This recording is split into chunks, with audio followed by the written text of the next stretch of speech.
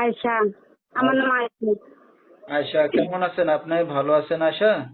এই তো আলহামদুলিল্লাহ আছি ভাইয়া, কোনো মতে ভালো। আচ্ছা, মাশাআল্লাহ, আল্লাহ কোন রকম রাখছে, এতে আল্লাহর কাছে লাখ লাখ শুকরিয়া। আয়শা, আপনার দেশের বাড়ি কোথায়, কোন জায়গা থাকেন? আমার দেশের বাড়ি রংপুর ভাইয়া। আচ্ছা, কোথায় থাকেন এখন বর্তমানে আপনি? এখন বর্তমানে ঢাকা থাকি। ঠিক আছে। আয়শার ফ্যামিলিতে কে কে আছে বর্তমানে? আমার ফ্যামিলিতে মা আছে, বাবা আছে, সৎ মা, আচ্ছা বাবা আছে। আর আমার বিয়ে ছিল, একটা বাচ্চা আছে, ছোট ভাইয়া।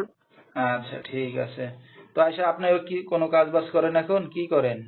কাজ বলতে আমি টেলার্সের কাজ শিখতেছি, তো ওখানেই কাজ করি।